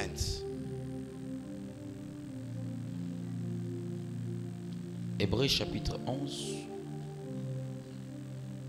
les versets 20. La Bible déclare: c'est par la foi qu'Isaac bénit Jacob et Ésaü en vue des choses à venir. C'est par la foi qu'Isaac fait quoi? Bénit Jacob et Ésaü. Par la foi qu'Isaac bénit Jacob et Ésaü en vue des choses à venir. Isaac était qui pour Ésaü? Hein? Ah, il était son père. Hein? Ok. Une chose que vous devez savoir sur la bénédiction. Un des canaux de bénédiction sont nos parents. Amen. Hein? Un des canaux de bénédiction dans nos vies, c'est les parents. Alléluia. Amen. Hein? Certains enfants méprisent l'importance ou bien la bénédiction qu'il y a dans les mains des parents. Écoutez, s'il y a quelque chose que tu n'avais jamais choisi dans ta vie, que Dieu a choisi de manière souveraine, ce sont tes parents aussi. Vous savez ça? Si chacun de nous, certaines personnes, s'ils avaient le choix de naître dans cette famille, il va dire Nzambe, parce qu'on est ensemble. Hein? Mais Dieu l'a choisi de manière souveraine. Pourquoi? Parce qu'à chaque parent, il a donné une bénédiction pour ses enfants. Mais croyez-moi, tous les parents ne donnent pas l'apparence d'être une source de bénédiction. Parce qu'il y a des parents Noé. Il y a aussi des parents Isaac. Quelqu'un a compris de quoi je parle? Hein? Vous vous souvenez de Noé? Qu'est-ce qui s'est passé avec Noé? Il s'est enivré, non? Il s'est comporté comme un païen, mais dans les alliances, un homme d'alliance. Il était comme vous, et puis il est là, il s'enivre même, et jusqu'au point où il se permet de se comporter bizarrement. Mais cet homme était dangereux. De sa propre bouche avait des bénédictions et des malédictions. Il y a des parents Noé, et beaucoup de chrétiens ne comprennent pas ça. Tu n'as pas besoin d'être en conflit avec ton parent qui est païen. Tu as besoin de l'honorer. Parce que malgré son païen, toute autorité vient de Dieu a établi. Et ce n'est pas lui qui est le problème. C'est Dieu qui est derrière lui qui devient le problème. On a dit que tu fasses comme lui. Ah? Non. Mais on a dit quoi? Honore-le dans ton cœur, honore-le par ta bouche, honore-le par tes avoirs. Est-ce que j'ai parlé à quelqu'un? J'ai vu des gens qui disent: ah, papa, maman, il y a des gens, vous ne savez pas ce que vous dites. Au fait, c'est le diable qui vous pousse à l'erreur. Les enfants qui blaguent avec les parents dans leur bouche. Eh papa, je m'en fous, papa, regarde. Toi, tu connais c'est quoi, c'est que papa?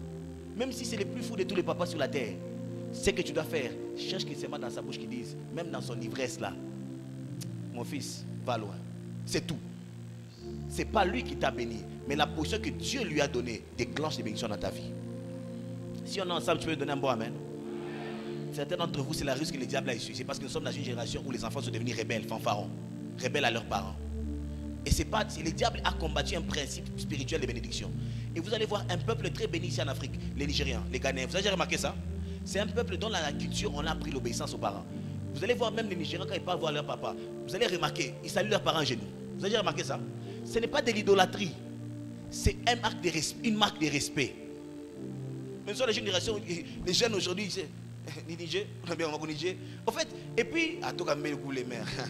Et tu as vu quoi? C'est le diable qui te pousse à l'erreur. C'est un canal de bénédiction hors pair. Hors pair, je vous dis. Je vous dis hors pair. Je vous donne un conseil gratuit. Si tu as un problème avec tes parents, papa, maman, écoutez, la vie c'est si, autant que cela dépend de vous, faites quoi? Faites quoi? Autant que cela dépend de... En d'autres termes, même si lui ne veut pas, toi fais-le de force.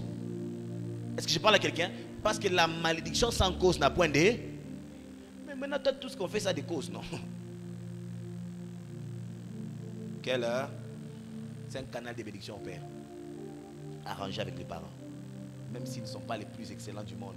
Même si tu aurais voulu avoir les autres parents qui prient beaucoup en langue et qui disent des bonnes choses à Dieu. Ceux-là que Dieu t'a donné, tire même un peu d'eux. Qu'ils disent quelque chose. Et que Dieu prenne ça. Et que le diable n'ait aucune porte d'entrée dans ta vie. Amen. Hein? Alléluia. Moi, je faisais quelque chose souvent. Moi, mon père, on avait beaucoup de tiraillements quand je grandissais. Mais je faisais toujours, quand j'ai fait quelque chose comme ça, je revenais toujours chez lui le matin. Je demande pardon, je me mets à genoux. Papa prie pour moi. Et il y a une prière que mon père avait fait pour moi et mon petit frère. J'appelais même mon petit frère. J'initiais mon petit frère à ça. Mais j'étais un bon païen. Je ne savais même pas ce que je faisais à l'époque. C'est maintenant que j'ai compris ce qui m'arrive. Papa, des fois, faisait ce genre de prière. Il dit à Dieu, Seigneur, tu ne m'as pas donné beaucoup d'enfants. Tu m'en as donné 2. Certains, ils ont 10, certains, ils ont 8, certains, ils ont 6, vous comprenez. Mais j'ai pris que les 2 que tu m'as donné soient pour le monde. Et j'ai que 2, mais pour le monde. Seigneur, tu m'as donné que 2. Et je ne connais aucun autre Dieu que toi. Qui te connaissent. En fait, j'étais un bon païen qui s'est converti, je ne sais pas comment. Je ne comprends pas comment est-ce que Dieu est en train de nous ouvrir les portes du monde. Et je suis sûr, par la grâce de Dieu, et moi et mon frère, nous sommes citoyens du monde. Amen. Hein? Et comment? Parce qu'il faut chercher la bénédiction. Fais des choses qui poussent qu'on dise du bien sur ta vie. Si je parle à quelqu'un, il peut me donner un bon amen. Est-ce que ça marche? Envie des choses à venir, on doit te bénir. Est-ce que vous savez que les parents voient l'avenir des enfants? Moi, en tant que parent, j'ai compris beaucoup de choses. Quand je vois mes 2 enfants, je vois même leur cœur. Je sais que celui-ci pardonne plus que l'autre. Je sais que celui-ci, par rapport à son cœur, peut faire plus que l'autre. En ayant seulement les enfants, je peux voir des choses en eux. Il y a des choses que je peux briser si l'enfant me met à l'aise. Il y a aussi des choses que tu peux voir que les diables peuvent utiliser pour renforcer. C'est comme ça qu'il y a des parents qui maudissent leurs enfants. Tu n'iras jamais loin dans la vie, toi. Tu as une tête.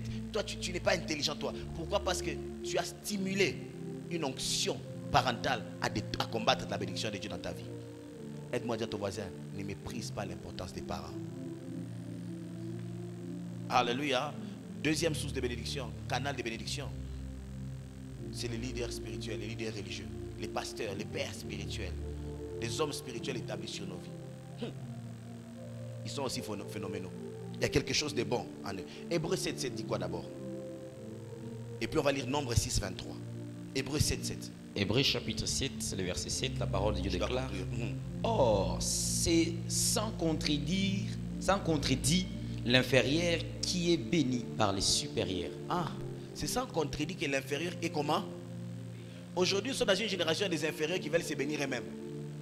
Il dit, bon, même si on ne me bénit pas à l'église, c'est pas grave. Je peux me bénir moi-même. Il s'enferme dans une chambre. Seigneur, bénis-moi. Ils vont voir, même le pasteur verra que tu es avec moi. Il verra que tu es avec toi. Dieu, ce n'est pas un Dieu qui bafoue l'autorité. Amen. Hein? Est-ce qu'on est ensemble? Et sans contredit, c'est le supérieur qui bénit l'inférieur. Et même au travail, vous savez pourquoi certains chrétiens les chassent du travail? Ce sont des chrétiens tellement orgueilleux. Ils croient que parce qu'il est chrétien, il est spirituel. Et le chef là qui est païen ne va rien le faire. Tu vas rentrer au chômage très vite. Et tu es têtu au travail. On te dit fais A, tu fais B. Parce que tu es chrétien, tu as prié en langue toute la nuit. Et les anges sont en train de combattre. Et le chef là, c'est un démon. Le démon va te mettre dehors, tu vas dormir affamé. Tant qu'il est supérieur, sans contredit, s'il signe promotion, tu vas monter. S'il dit promotion, frère, où t'as pas? Même s'il est rose-chrétien, si seulement il signe dans son truc là, il dit où mon tapando, t'as pas? Sans contredit, toute personne que Dieu a établie sur toi est un canal de bénédiction. Et ne laissez pas cet orgueil chrétien de ce 21e siècle nous détruire. Abraham a été le plus béni entre les mains des païens. Lisez la Bible. C'est les païens qui les rendent, et tous d'ailleurs. ils ont été plus bénis entre les mains des païens. Ce n'est pas leurs frères chrétiens ou bien leurs frères juifs. Si on est ensemble, tu me donnes un bon amen. Si tu as une autorité spirituelle sur ta vie, il va te bénir. Nombre 6, 23, je dois conclure. Nombre, chapitre 6, le verset 23. L'Éternel parla à Moïse et dit: parle à Aaron et à ses fils et dit: vous bénirez ainsi les enfants d'Israël, vous leur direz. Aaron, c'est qui? Aaron, c'est des sacrificateurs. Amen. Un souverain sacrificateur avec ses fils dans la sacrificature. Ils font le travail que j'ai fait là. Dans les sacerdoces. Ils sont dans les sacerdoces des dieux. Et l'Éternel leur dit que vous bénirez. Mon travail à moi, c'est de vous bénir. Amen. Hein? Au fait, j'ai compris une chose, que l'homme de Dieu n'a pas reçu beaucoup que la voix de Dieu dans lui. Amen. Hein? On finit. Si vous n'avez pas remarqué, ce n'est que la parole qui nous change. Chaque jour, venez, chaque dimanche, ta vie change. Tu viens, tu es transformé. Qu'est-ce qui se passe? On ne fait que parler. Au fait, il y a une des choses qui va se déclencher dans ta vie lorsque tu apprendras que les hommes de Dieu ont une grande part de bénédiction dans ta vie. Apprenez à faire du bien aux hommes de Dieu. Amen. Hein? Alléluia. Aide-moi à dire à ton voisin, apprends à faire du bien aux hommes de Dieu. Fais du bien. Fais du bien. Tant que tu en as l'opportunité, faites du bien. Vous en récolterez au centuple. Alléluia. Gloire à Dieu. Troisième chose pour gagner le temps. Genèse 49, le verset 25. Un autre canal. Premier canal de bénédiction, c'est quoi? Deuxième, quoi? Les hommes de Dieu. J'aimerais dire à quelqu'un, quand tu es à côté d'un homme de Dieu, tu es très proche de la bénédiction dans ta vie. Est-ce que vous savez que des fois dans cet enthousiasme-là de ton geste d'amour, de ton élan de donner, il peut être touché par l'Esprit de Dieu et il te déclare des choses qui te collent dans ta vie.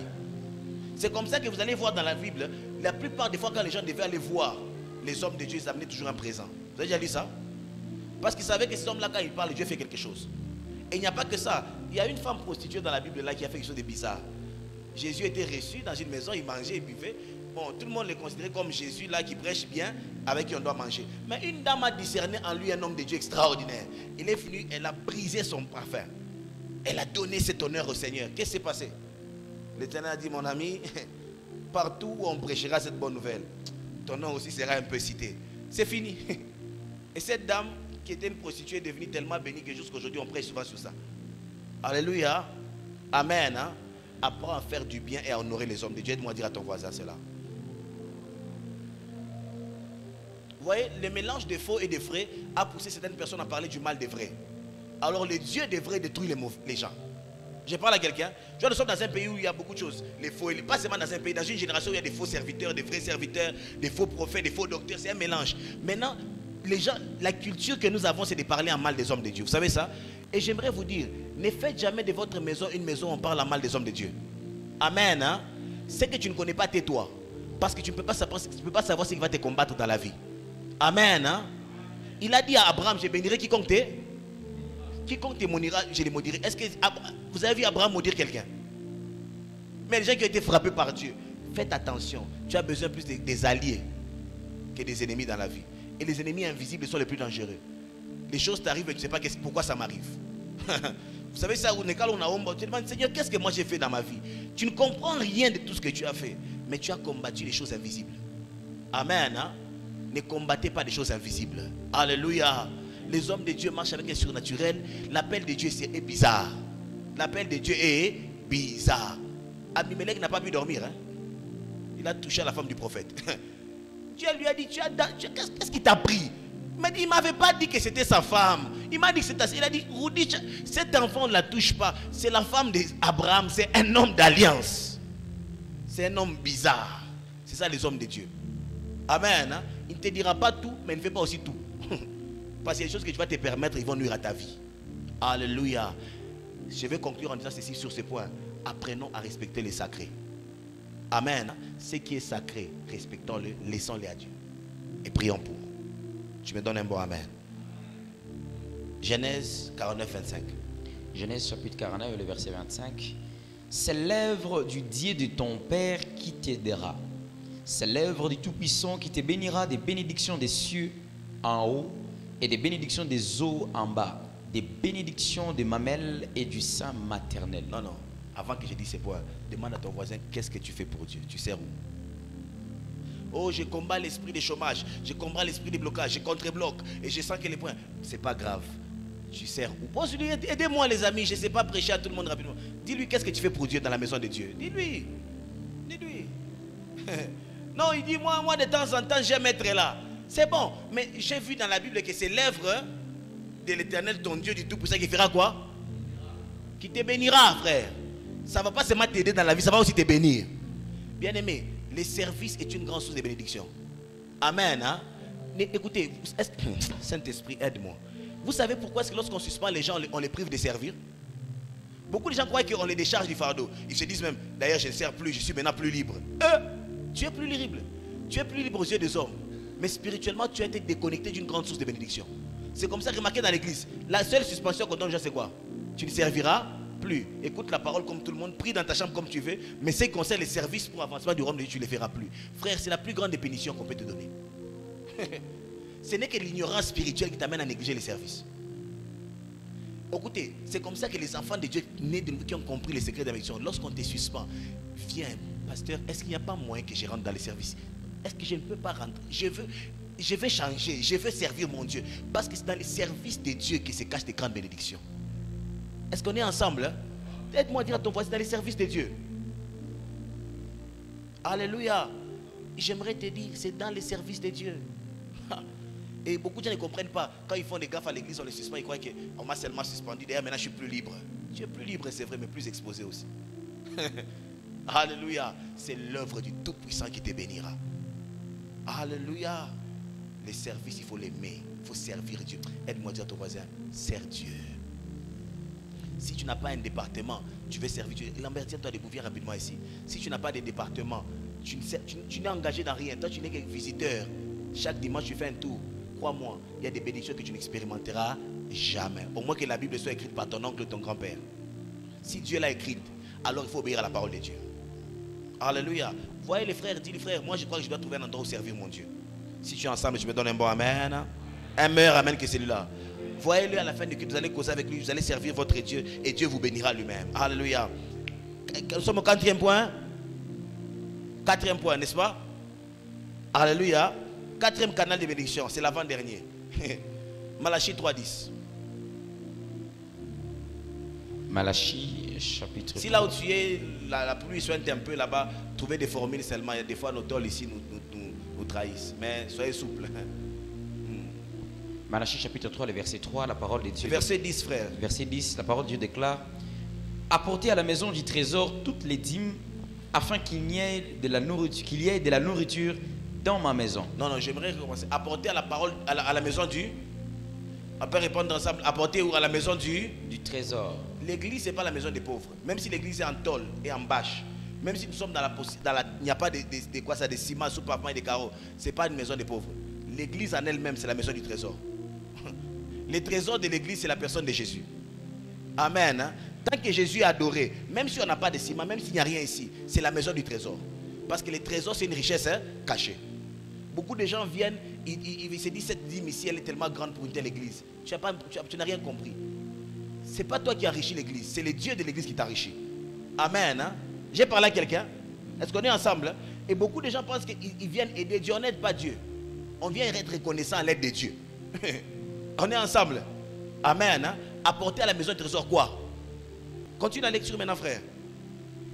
Apporter à la maison du Seigneur, du trésor, toutes les dîmes, afin qu'il y ait de la nourriture dans ma maison. Et puis, mettez-moi de la sorte à l'épreuve, dit l'Éternel des armées, et vous verrez si je n'ouvre pas pour vous les excluses des cieux, si je ne répands sur vous la bénédiction en abondance. Vous savez, il y a une différence entre donner et répandre. Vous savez ça, non? Si je te donne, tu peux prendre une pièce. Quand je répands, je jette en désordre. Et un autre canal de bénédiction. Aide-moi à dire à ton voisin, ouvre grandement les oreilles, ça te concerne. C'est les dîmes et les offrandes. Tu me donnes un bon amen. Maintenant, entre nous, il y a combien de voleurs de dîmes au milieu de nous? Entre nous, nous sommes en famille, non? Amen. Hein? C'est entre nous. Amen. Nous sommes entre. Et s'il te plaît, il ne faut pas dire ça dehors qu'il y a beaucoup de voleurs de dîmes ici. Nous sommes bien ici. Amen. Hein? Mais entre nous, Est-ce que tu ne remarques pas qu'il y a un problème avec ta vie et tes finances? Tu ne remarques pas que la bénédiction de Dieu est loin de toi? Est-ce que je parle à quelqu'un? Et l'une des choses qui déclenche la bénédiction, c'est écoutez, n'écoutez pas ces gens qui vous enseignent croire que les dîmes et les offrandes enrichissent les hommes de Dieu. Certaines viennent vous voler, on n'en disconvient pas. Mais d'autres personnes ont un cœur tourné vers l'avancement de l'œuvre de Dieu. Et c'est pas, toi tu ne viens pas pour dire quand je donne mon argent, ce qui te concerne à toi, c'est d'obéir à Dieu. Amen. Hein? Alléluia. Je parle à quelqu'un. Et beaucoup de gens sont des vrais voleurs des dîmes et des offrandes. Salue un peu ton voisin, dis-lui que je sais que ce n'est pas toi. Toi, tu n'as pas l'air de quelqu'un de comme ça. Toi, je te connais. Toi, tu donnes tous tes dîmes. Toi, je te connais. Toi, même avant de recevoir, tu as déjà donné. N'est-ce pas? Amen. Hein? Il y a des gens parmi nous, même avant de recevoir, ils ont déjà. Hein? C'est un choc. Et tu vas voir des fois, 10%. Tu as $100, tu donnes combien? Mais je ne sais pas comment est-ce que les gens, c'est lourd. Je préfère tout prendre et puis rentrer dans la galère la plus profonde et commencer à avoir des jeûnes et des retraites. Encore à zéro. L'estomac, mon chéri, Boulouma. Priez pour des choses, prions pour l'onction, pour l'autorité spirituelle de grandir. Mais des gens qui rentrent, en fait, Dieu t'a déjà fait du bien. Mais tu prends même les peu que Dieu te donne, tu mets tout dans la poche. Je vais parler en Swahili. Notre Swahili ici, on a mouru dans Mungu. Est-ce que vous comprenez ça? Pendant qu'on te payait, Dieu était là. Pendant que tu faisais les profits, Dieu était là. Mais lorsque tu viens dans la maison de Dieu, tu veux montrer à Dieu que je n'ai rien reçu. Tu viens. Dieu voit tout. J'ai dit à quelqu'un, Dieu voit. C'est comme ça qu'il a dit, mettez-moi ainsi à l'épreuve. Essayez et vous verrez. Si je ne ferai pas des choses dans vos vies. Et croyez-moi, Dieu ne va pas te répandre des bénédictions seulement en argent. Ce n'est pas l'argent dont tu as besoin réellement. Tu sais que tu peux offrir à Dieu, tu ne manques jamais du boulot dans la vie. Tu peux donner à Dieu tes dîmes. En fait, ta santé, ça devient une santé de fer. Vous savez qu'il y a des gens qui reçoivent un salaire mais qui finissent toujours à l'hôpital. Vous savez ça? D'autres reçoivent un peu mais s'organisent bien. C'est la bénédiction de Dieu. Tu peux gagner $1 500, tu dépenses $1000 à l'hôpital. L'autre gagne $800, il est plus à l'aise que toi. C'est ce qu'on appelle la bénédiction de Dieu. Ce n'est pas une ristourne qui tu donnes, il donne et puis tu n'as rien compris. Des fois Dieu peut donner en santé. Descendre David, c'est un célibataire endurci. Une bonne soeur débarque dans ta vie, tu tombes un peu amoureux là et tu comprends pas. C'est une bénédiction de Dieu. Amen. Hein? C'est pas Dieu, c'est pas de la ristourne avec Dieu. C'est pas l'argent qu'on s'échange avec Dieu. C'est pas une cope. Dieu, je te donne, demain tu me donnes pas, je te donne pas. Tu retireras des bonnes choses dans ta vie. Des fois, Dieu a pitié pour toi. Je donne des beaux enfants seulement. Amen. Hein? Non, je donne des enfants soumis. Et puis tu comprends pas. Tu as des enfants qui t'écoutent. Pourquoi ils t'écoutent? C'est la bénédiction de l'Éternel. Donne-moi un bon amen que ça. Les choses pour lesquelles les gens prient. Il y a des gens qui viennent de millions, mais qui viennent les enfants. Vous savez ça? Ils sont prêts à tout laisser pour avoir un enfant. Mais Dieu te donne un enfant. Quelle bénédiction. Alléluia. Amen. Hein? Il y a des choses que Dieu fera pour toi qui ne sont pas proportionnelles à l'argent. Aide-moi à dire à ton voisin, sois fidèle dans tes dîmes et tes offrandes. Maintenant, quand on parle de fidélité aux offrandes, c'est dire quoi? On n'improvise pas son offrande le dimanche. Lorsque les pasteurs prêchent bien et tu sens que l'onction coule, tu dis, peut-être moi, tu sais, ça c'est ce qu'on appelle la manipulation. On ne manipule pas Dieu. Et beaucoup de gens sont émotionnés à l'église. C'est comme ça que beaucoup de pasteurs ont compris ça des prophètes. Alors ils crient toujours. Et l'atmosphère, les gens sont en train de sauter dans tous les sens. On n'a rien dans la Bible, mais tu les vois. Amen, papa. Amen. Et puis par après, tu vas encore souffrir. Qu'est-ce qui se passe, bien aimé? Soyez des chrétiens responsables. Dieu te donne les moyens. Planifie ton offrande. Prépare, je vais offrir autant. S'il y a une parole qui te touche, tu dis ça c'est une parole prophétique, ça concerne ma vie. Ne prends pas dans l'offrande. Ça c'est une autre sémence, tu viens, tu donnes à Dieu. Mais il y a des gens qui mélangent tout. Et maintenant, tu te retrouves, tu ne sais même pas quoi faire. L'offrande se prépare, la dîme se paye.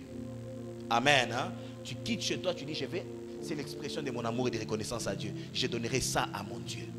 Et j'ai préparé ça. Pendant qu'on loue, j'attends quand est-ce qu'on va offrir mon Dieu. Je ne quitte pas avant l'offrande. Il y a des gens qui attendent quand c'est moi qui avant, pasteur Nakawa Nyende. Et tu es content. Tu dis, mon cher, j'ai failli offrir aujourd'hui 10 000 francs. Misérable que tu es. 10 000 francs, ça ne va même pas arriver à la fin de la semaine, même avec les mégas. Tu vois comment c'est médiocre. Que Dieu délivre notre mentalité au nom de Jésus. Bien aimé, apprenons, et puis offrons avec joie. Venons avec joie ici devant le Seigneur. Viens là avec joie. Prépare ça de la maison. Donne à ton Dieu avec joie. Tu es là, tu adores, mais tu as dans ta tête, tu dis Seigneur, je sais ce que je t'ai préparé aujourd'hui. Aujourd'hui, je t'amène ça. Seigneur, est-ce que vous comprenez, les concepts des offrandes viennent depuis l'Ancien Testament. Quand on faisait les cultes, chacun amenait son offrande de la maison. Et chacun savait que ça c'était un veau gras. Il était content, savait que oui, je vais les mettre sur l'autel de Dieu. On va les, oh là là. C'est ce qui doit se passer dans le cœur d'un enfant de Dieu. Seigneur, merci, tu m'as béni avec un travail. Chaque dimanche, il y a combien de dimanches le mois? 4 dimanches. 1, 2, 3, offrande, parler. 10 000, j'organise, épargne. C'est si tu vivras bien. Et Dieu changera ton statut de vie. Est-ce que j'ai parlé à quelqu'un? Amen. Il y a des gens qui font les commerces. Tu entres et dans les capitales et dans les bénéfices. Je peux mélanger tout. Non, je ne fais pas. Les bénéfices, c'est à toi. Mais les 10% du bénéfice, c'est à Dieu. J'ai parlé à quelqu'un. Les capitales, garde ça. C'est Dieu qui donne la sémence au semeur. Dieu t'a donné cette sémence pour qu'il en tire toujours 10% de profit. C'est tout. Est-ce que vous avez compris? Mais c'est pas que ton capital c'est 3 000 $. On n'a pas demandé que tu amènes ça. Garde ça. C'est Dieu qui t'a donné cette sémence. Et un pasteur qui te demande ton capital, il est vraiment, il est un glouton. C'est là, c'est un avare. Un cupide. Mais dans les 3 000 $ que tu as pour le capital, quand tu fais tes affaires, tu calcules les dépenses, tes charges fixes et tout ça, tu restes avec combien? Tu restes avec par exemple 300 $. Dans les 300 $ là des bénéfices, 30 $, c'est pas pour toi. Aide-moi à dire, c'est pas pour toi.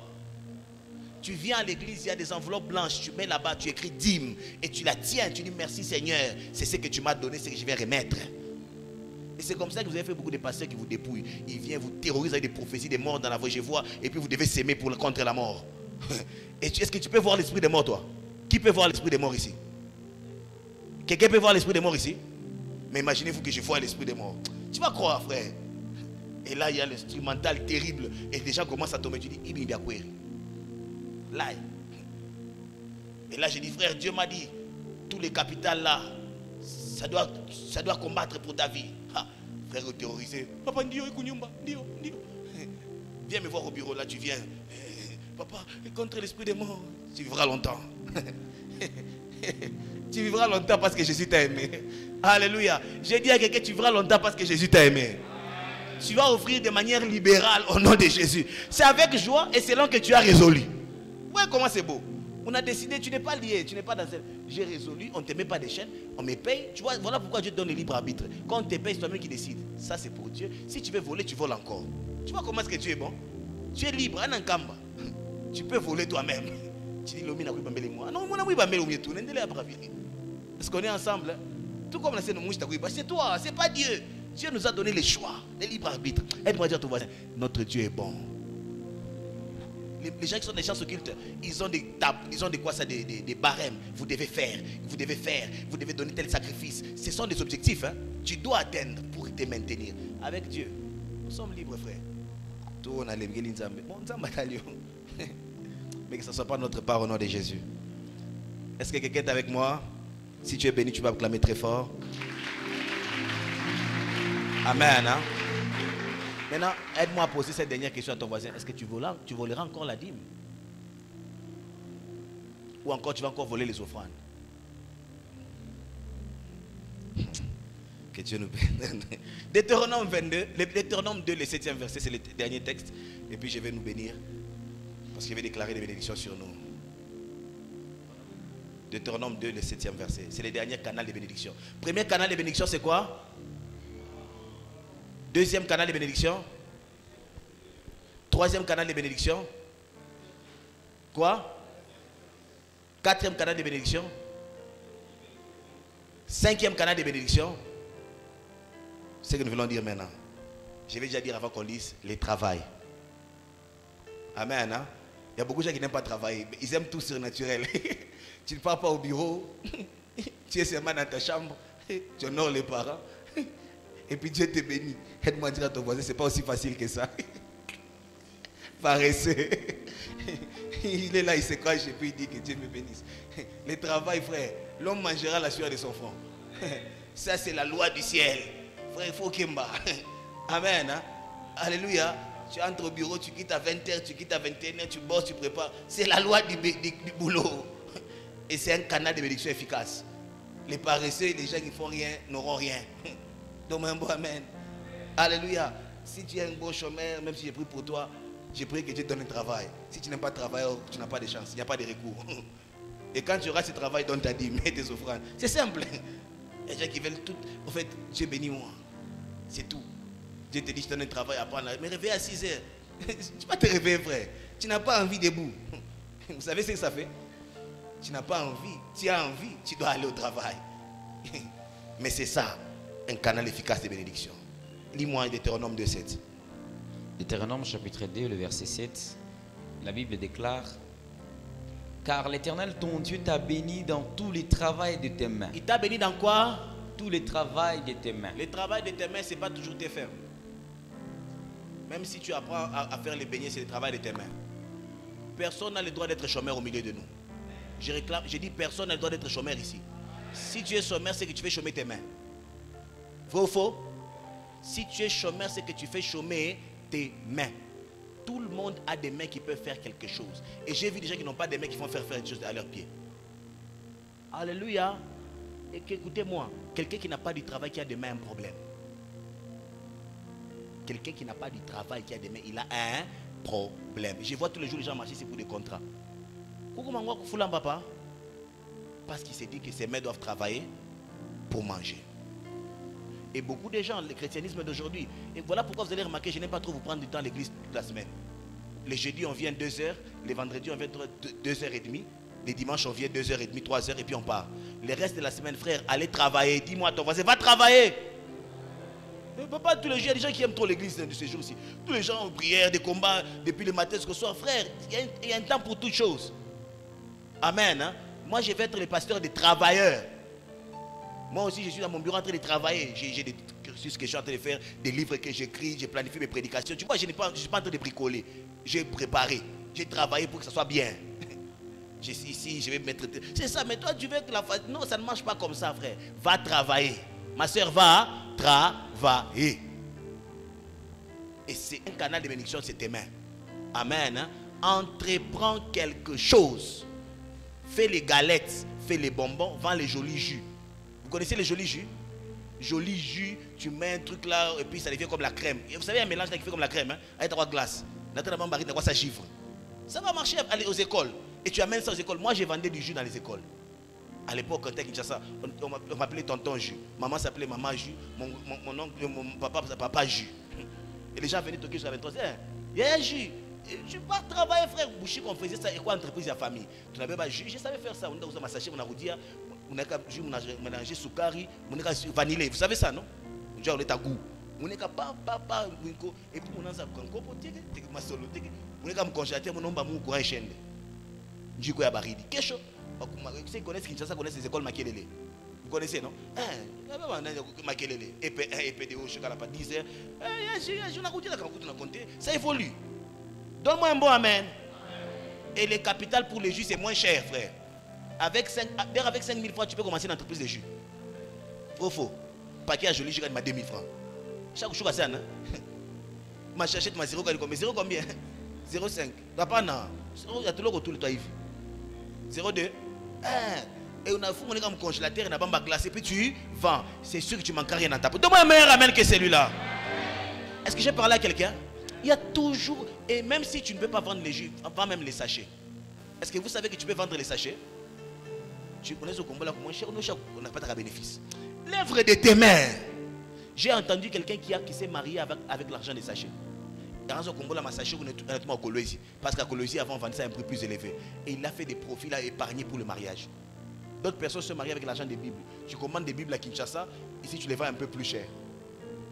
Mais au moins c'est l'œuvre de tes mains. Dieu bénira l'œuvre. Cette année, canal de bénédiction, c'est l'œuvre de tes mains de travail. Amen. Hein? Dis-moi bien un bon amen que celui-là. Canal de bénédiction, c'est les travail. 5e point, après offrande, dîmes, papa prier. Imagine-toi ton papa prier, le pasteur t'a béni. Et puis par après tu viens, tu me regardes dans les yeux. On va se regarder, on va faire quoi? 5e source de bénédiction, frère. Dis-moi que je suis parti vendre les jus. Je vais dire, frère, que Dieu soit avec toi là-bas. Parce qu'on est ensemble. Hein? Amen. Les écoles ici sont des sources de bénédiction. Hein? Ça soutient des familles, vous savez ça? Et des business qui se créent, et puis on survit. Il y a des choses que tu peux faire dans la vie. Donne-moi un meilleur amen que celui-là. 5e source de bénédiction, c'est que Dieu bénisse sa parole à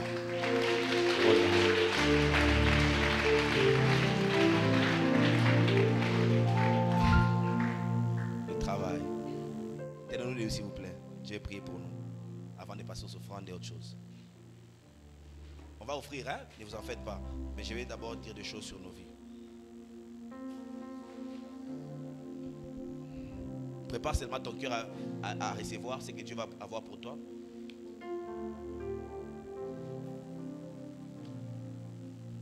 Si tu vois quelqu'un qui ne travaille pas, dis-lui que frère, tu es maudit.